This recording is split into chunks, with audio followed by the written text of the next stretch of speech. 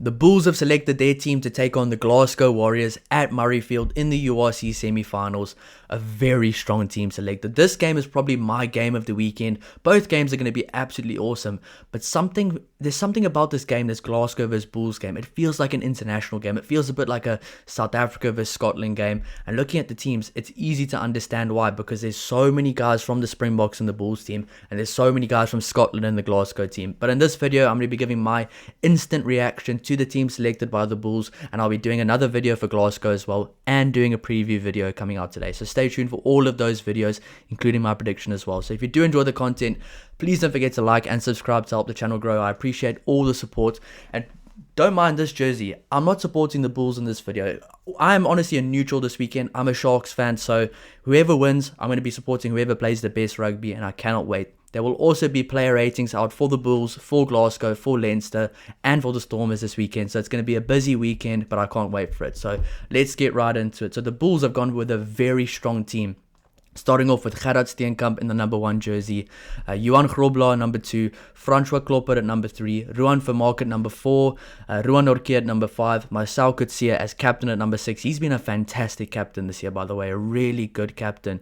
Honestly, the question asked, if all the experienced Springbok players were to get injured, would you just pop him in the Springbok team and make him captain for a weekend if you needed to?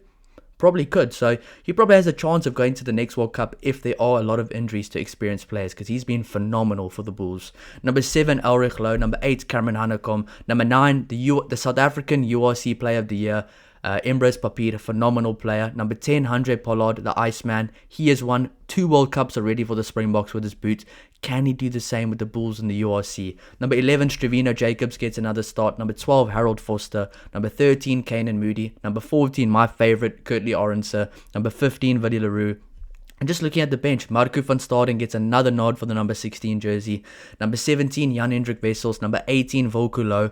What a bench front row, wow. Number 19, Kobus Visser. Number 20, Jean-Andre Rudolph. Number 21, Zach Berger. Number 22, Stedman Gans. And number 23, Nizam Khan. So a forward in the number 23 jersey. Of course, he can play on the wing as well. He's a very mobile forward, and he's been really good for the Bulls when given the chance. And it just shows the depth the Bulls have, because there's a few guys that aren't playing as well. I mean, Mpilo Gomede, Cheswa Uester, who I think is injured as well. Some really good guys missing out. So it just shows the kind of depth and the quality that this Bulls team possesses. But now let's see exactly why they probably chose these guys. I mean, that front row itself, Steenkamp, Grobler and Klopper, they've been phenomenal this whole year. Klopper is a very underrated front row player as well.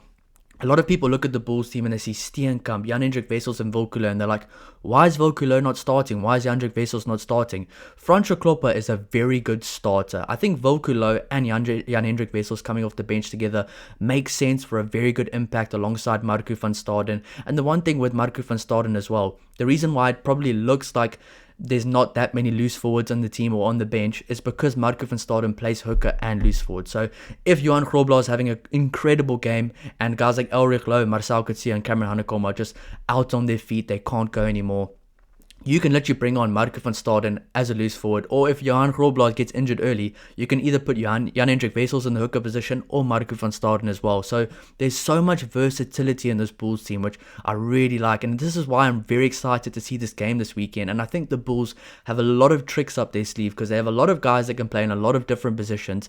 And the one thing that's different from this Bulls team to other seasons is, in other seasons, they didn't have Andre Pollard as well. They didn't have Willie Leroux alongside Andre Pollard as 2 key playmakers, 2 key decision makers. Kurtley Orense as well, a World Cup winner with some massive moments in the World Cup final. I mean, a try-saving tackle on Rico Ioane in the corner as well. So some big-time players. And a lot of people will say, oh, Cheswa Uester's not playing. That's horrible. It is. But Stravino Jacobs had a very good game last week, and he is a very physical player. So whoever Stravino Jacobs is up against, I think it's Kyle Steyn. Both those guys are very physical, very dynamic, very good wingers. So that's going to be a very good battle as well. Kyle Steyn, a very experienced international player, one of the best wingers in the world currently. And Stravino Jacobs, a younger wing, looking to kind of make his mark on the big stage, who's very physical as well. They use Stravino Jacobs a lot running off of Willie Leroux's shoulder, off of Harold Foster's shoulder, and off of Andre Pollard's shoulder, because he is so big. He's like a wrecking ball. And just looking at some of the other guys in the back line, I mean, Harold Forster has been phenomenal this year, really good. I mean, he used to play for the Lions, and I'm pretty sure Johan Ackermann knows how good he is because he used to start on that extremely good Lions team. Now he's starting for the Bulls as well. And ever since Johan Ackermann has come into the squad here, Harold Forster has been playing such better rugby. So it just shows that the coach sometimes can make a very big difference, especially if they've had those players before in their squads. Kanan Moody, of course, given the number 13 jersey again, he's been really good. He's been really physical. I expect him to play on the wing for the Springboks, but in the number 13 jersey for the Bulls, he seems comfortable and he's linking very well with the guys outside of him. And of course, you have Willie LaRue at the back, who's just got a calm head on his shoulders and playing some really good rugby this year. Just looking at some of the other guys on the bench, Kobus Visser, Jean-Andre Rudolph, and Nizam Carr, the other guys on the bench that are the forwards. Nizam Carr is a very versatile, very mobile, very explosive forward who's done some really good things this year.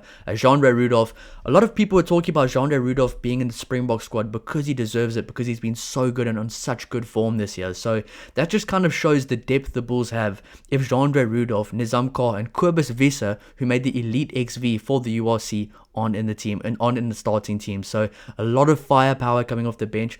Paul de Vet is not off the bench this week. It's Zach Berger, but Zach Berger's done some really good things for the Bulls before. One of my favorites, Stedman Gans, gets another opportunity from the bench. I'm glad to see Stedman Gans there because I say it every single week, he brings that blitzbok mentality of getting up quick at the breakdown. He does the basics very well. He's got good tackle technique. He's good over the board at the breakdown as well. He's almost like a wing center, loose forward hybrid on the field sometimes, and I really enjoy seeing how he plays. So a very strong Bulls team. Glasgow have also chosen a very strong team, so stay tuned for that video as well of me reacting to the Glasgow team because it's basically an inexperienced Springbok team versus an experienced Scotland team. So it's going to be a very fun game this weekend. I cannot wait for it. Let me know who you think the Bulls missed out on selection. Let me know who you are the most excited to see from this Bulls team going forward. I cannot wait for this game. There's going to be a lot more videos coming out this week. I'll see you in the next one. Cheers.